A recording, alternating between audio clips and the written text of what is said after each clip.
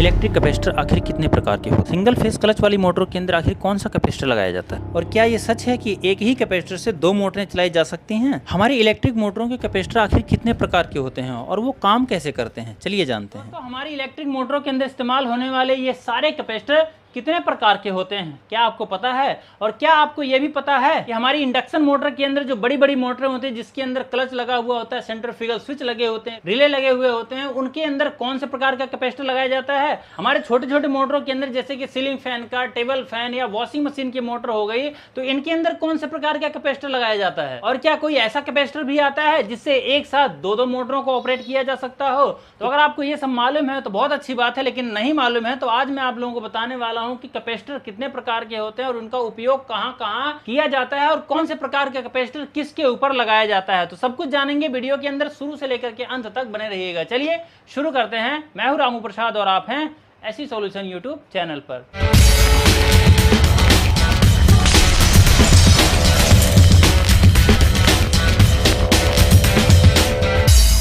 तो friends, electric motor एक single phase AC supply से काम करता है, लेकिन एसी करंट का एक बहुत बड़ा मुद्दा है कि ये सिंगल फेस वायर को घूमने वाला घुमावदार मैग्नेटिक फील्ड यानी कि रोटेशन मैग्नेटिक फील्ड नहीं बना पाता है। और यही कारण है कि हमारी जो मोटर है वो स्टार्ट नहीं हो पाती है। अब इसी चीज को सुधारने के लिए, इसी चीज को ठीक करने के लिए, अपनी मोटरों को सही दिशा में घुमाने के लिए हम उसके अंदर कैपेसिटर लगाते हैं, जो दोस्तों हमारी मोटर के अंदर दूसरा करंट पथ बनाता है, यानी कि दोस्तों आर्टिफिशियल सेकंड फेज बना देता है, जिससे कि हमारी मोटर के अंदर स्टार्टिंग का टार्क मिलने लग जाता है और हमारी मोटर घूमने लग जाती है। ये तो ही जानकारी दोस्तों हमारे मोटर की कैपेसिटर आखिर हमारे मोटरों के अंदर क्या काम करता है, उसकी जरूरत क्या है। तो अगर हम अपनी मोटर के अंदर कैपेसिटर ना लगाएं तो हमारी मोटर जिस दिशा में हमें घुमाना है उस दिशा में वो घूम ही नहीं पाएगी, इसलिए हम उसके अंदर कैपेसिटर लगाते हैं। तो अब जानते हैं कि आखिर हमारी मोटर में लगने वाले कैपेसिटर आखिर कितने प्रकार के होते हैं। तो दोस्तों हमारी मोटरों के अंदर लगने वाले जो कैपेसिटर हैं वो मुख्यतः तीन प्रकार के होते हैं। पहला होता है दोस्तों स्टार्टिंग कैपेसिटर, दूसरा होता है रनिंग कैपेसिटर और तीसरे प्रकार का जो कैपेसिटर होता है दोस्तों वो होता है ड्यूल कैपेसिटर। अब जो स्टार्टिंग कैपेसिटर होता है दोस्तों ये आखिर किस प्रकार काम करता है? तो दोस्तों स्टार्टिंग कैपेसिटर जो होता है ये सिर्फ मोटर को स्टार्ट करने में ही मदद करता है, यानी कि दोस्तों मोटर को हाई टार्क देने के लिए, यानी कि ज्यादा टार्क के साथ मोटर को धक्का देने के लिए, घुमाने के लिए एक अलग फेस शिफ्ट करता है। अब ये काम कैसे करता है? तो दोस्तों ये जो कैपेसिटर होता है जब आप मोटर को ऑन करते हैं तो ये कैपेसिटर चालू होता है और जैसे ही मोटर हमारी स्टार्ट होती है तो मोटर स्टार्ट होते ही इसके अंदर लगा हुआ, हमारी मोटर के अंदर लगा हुआ जो सेंट्रीफ्यूगल स्विच है या उसके अंदर कई मोटरों में रिले लगाई जाती है, तो वो जो रिले होता है वो सर्किट को कट कर देता है, अलग कर देता है, जिससे कि कैपेसिटर का काम मोटर को स्टार्ट होने के बाद में खत्म हो जाता है। तो इस तरह से हमारा ये जो कैपेसिटर है स्टार्टिंग वाला ये काम करता है। अब इसकी जो कैपेसिटेंस रेंज होती है वो कितनी होती है? दोस्तों स्टार्टिंग कैपेसिटर जितने भी होते हैं ये सब के सब 50 MFD से लेकर के 400 MFD तक होते हैं। और अगर बात करें इनकी वोल्टेज रेटिंग की, यानी कितने वोल्टेज की इनकी मतलब इसके अंदर कैपेसिटी होती है, दोस्तों ये 250 से लेकर के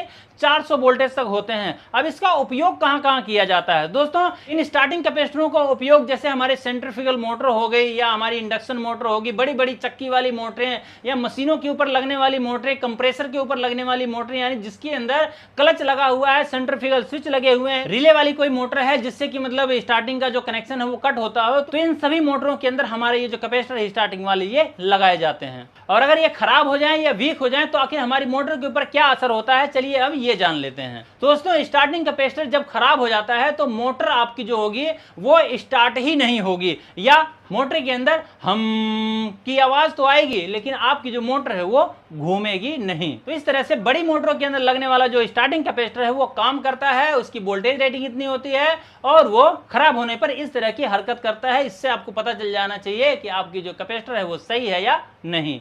अब बात करते हैं दोस्तों दूसरे नंबर के रन कैपेसिटर के बारे में। तो दोस्तों रनिंग कैपेसिटर जो होता है ये आखिर हमारी मोटरों के अंदर क्या काम करता है? दोस्तों रनिंग कैपेसिटर जो होता है ये हमारे मोटर के अंदर पूरे रनिंग टाइम में लगातार काम करता रहता है और हमारी मोटरों को स्मूथ ऑपरेशन देता है, सही दिशा देता है और एनर्जी एफिशिएंसी भी देता है, यानी कि आपकी बिजली की बचत भी होती है अगर आपकी मोटर के अंदर रनिंग कैपेसिटर लगा हुआ है तो। अब चलिए बात करते हैं कि आखिर ये काम कैसे करता है। दोस्तों जब हमारी जो मोटर होती है वो स्टार्ट होती है तो ये जो कैपेसिटर होता है ये हमेशा हमारे मोटर के जो सर्किट होता है उसके साथ में जुड़ा रहता है, क्योंकि ये जो रनिंग कैपेसिटर होता है ये उस मोटर में लगाया जाता है जिसके अंदर सेंट्रीफ्यूगल स्विच नहीं लगे होते हैं, यानी क्लच नहीं लगा हुआ होता है, रिले नहीं लगी होती है। और यही कारण है कि ये मोटरों के अंदर फेज शिफ्टिंग लगातार बनाए ही रखता है ताकि रोटेशन मैग्नेटिक फील्ड हमेशा चलता ही रहे। अब इसकी अगर कैपेसिटेंस रेंज की बात करें तो दोस्तों ये जो कैपेसिटर होते हैं ये 1 MFD से लेकर के 50 MFD तक होते हैं। और बात करें अगर वर्किंग वोल्टेज की तो दोस्तों ये 250 से लेकर के 440 वोल्ट तक मिलते हैं। और अगर आप पूछते हैं कि भाई ये कहां उपयोग किया जाता है, तो मोटा मोटा मैं आप लोगों को उदाहरण के लिए बता देता हूं कि ये हमारे पंखों के अंदर, सीलिंग फैन के अंदर लगाया जाता है, जितने भी प्रकार के टेबल फैन होते हैं उनके अंदर लगाया जाता है, वाटर पंप के अंदर लगाया जाता है, कूलरों की मोटरों के अंदर लगाया जाता है, और यहां तक कि हमारे जो वॉशिंग मशीन वगैरह होती है उसके अंदर भी लगाया जाता है। अब अगर ये खराब हो जाए तो आखिर हमारी मोटर के ऊपर इसका क्या असर पड़ता है? तो दोस्तों अगर रनिंग कैपेसिटर खराब हो जाए तो आपकी जो मोटर है वो उसकी गति यानी कि स्पीड उसकी धीमी हो सकती है, या तो डायरेक्शन ही अपना बदल सकते हैं, यानी कि उल्टा चलने लग जाएगी। जहां पहले सीधा चलती थी वहीं ये उल्टा घूमने लग जाएगी। इसी कारण से आपने देखा होगा कई बार गर्मियों में चलते चलते आपको जो पंखा है, पहले चलाए थे आपने तो सीधा चल रहा था, दूसरी बार चलाया तो उल्टा चलने लग गया, और खराब होने पर आपका जो पंखा है या मोटर है वो उसके अंदर से आवाज अधिक आने लग जाएगी, यानी कि हमिंग की आवाज आएगी, और इसी कारण से रनिंग की कॉइल ज्यादा करंट लेगी और आपकी जो रनिंग की कॉइल है मोटर की वो फूक भी सकती है। इसलिए कभी भी आपकी मोटर की स्पीड कम हो तो आप उसका कैपेसिटर जल्दी से बदलवा लीजिए, अन्यथा आपकी मोटर से धुआं निकलने वाला है, ध्यान रखिएगा। अब तीसरे प्रकार की कैपेसिटर के बारे में बात करते हैं दोस्तों, तो दोस्तों जो तीसरा प्रकार का कैपेसिटर होता है वो होता है ड्यूअल कैपेसिटर। यानी कि दोस्तों ये जो ड्यूअल कैपेसिटर होता है ये रनिंग कैपेसिटर भी होता है और स्टार्टिंग कैपेसिटर भी होता है। अब ये काम कैसे करता है, क्या काम करता है, तो चलिए बताते हैं आपको। अब दोस्तों ये जो ड्यूअल कैपेसिटर होता है इसके अंदर 2 कैपेसिटर होते हैं एक साथ, यानी कि एक स्टार्टिंग के लिए होता है और दूसरा रनिंग के लिए होता है। मतलब कि एक ही पैकेज में दोनों का काम करता है, स्पेस बचाने के लिए, ताकि आपकी मोटर की जो बॉडी है उसके अंदर बहुत ज्यादा ये जगह ना घेरे। अब चलिए बात करते हैं कि आखिर ये काम कैसे करता है। तो दोस्तों HVAC यानी कि एयर कंडीशनर के अंदर इसको लगाया जाता है, कूलर और फैन सिस्टम में लगाया जाता है इसको, और एक ही कैपेसिटर 2 मोटर यानी कि कंप्रेसर और फैन दोनों को संचालित करता है। ये जैसे कि हमारे एसी के अंदर लगे हुए होते हैं, कंप्रेसर भी होता है और फैन भी होता है, तो यही कैपेसिटर दोनों के ऊपर काम कर जाता है क्योंकि इसके अंदर ड्यूअल कैपेसिटर होता है। इस कैपेसिटर के अंदर दोस्तों 3 टर्मिनल होते हैं। पहला जो होता है दोस्तों वो कॉमन होता है जिसके ऊपर C लिखा होगा,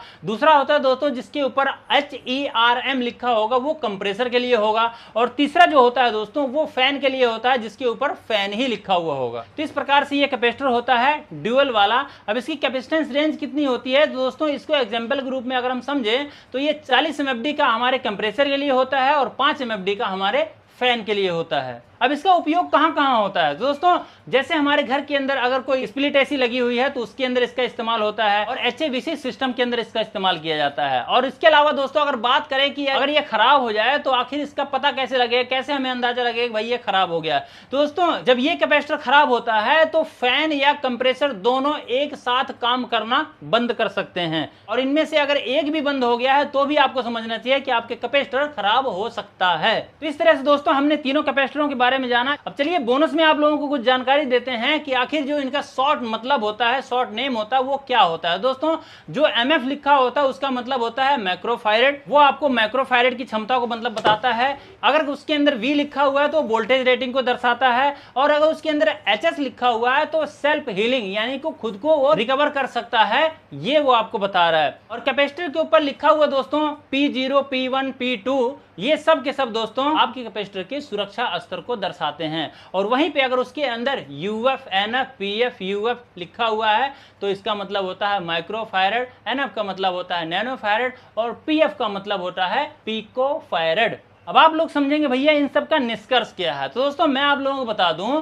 ये जो तीनों प्रकार के कैपेसिटर हैं इनका जो उपयोग है वो समय, कैपेसिटेंस रेंज, उपयोग क्षेत्र पर निर्भर करता है। यानी कि स्टार्टिंग कैपेसिटर स्टार्टिंग के समय 50 से लेकर 400 MFD तक होता है, जो कि बड़ी मोटरों के अंदर जिसमें सेंट्रीफ्यूगल स्विच या रिले लगे हुए होते हैं उनके लिए मतलब होता है। ये जो मोटर को स्टार्ट करने के बाद में ऑफ कर जाता है। वहीं पर जो रनिंग कैपेसिटर होता है वो लगातार उपयोग होता ही रहता है, जो कि 1 MFD से लेकर के 50 MFD तक होता है, जो लगातार हमारी मोटर के मतलब टार्क देता ही रहता है स्टार्टिंग का। और तीसरे नंबर का जो ड्यूअल कैपेसिटर है, ये दोनों काम करता है, यानी कि वो मोटर को स्टार्ट करके कनेक्शन को कट करके अपने आप को शांत कर देता है और एक कैपेसिटर उसके अंदर लगा हुआ वो काम करने लग जाता है, यानी कि एक HAVC पे काम करता है और एक AC आउटडोर पे काम करता है। दोस्तों, इस तरह से हमारे इलेक्ट्रिक के काम में आने वाले ये 3 प्रकार के कैपेसिटर हमारे काम में आते हैं। इनका ये प्रकार होता है। अगर आपको जानकारी नहीं थी और आपको हो गई तो मुझे कमेंट करके बताइएगा कि आपको हमारी ये जानकारी कैसी लगी। बाकी चैनल पे अगर नए हो तो चैनल को सब्सक्राइब कर लीजिएगा,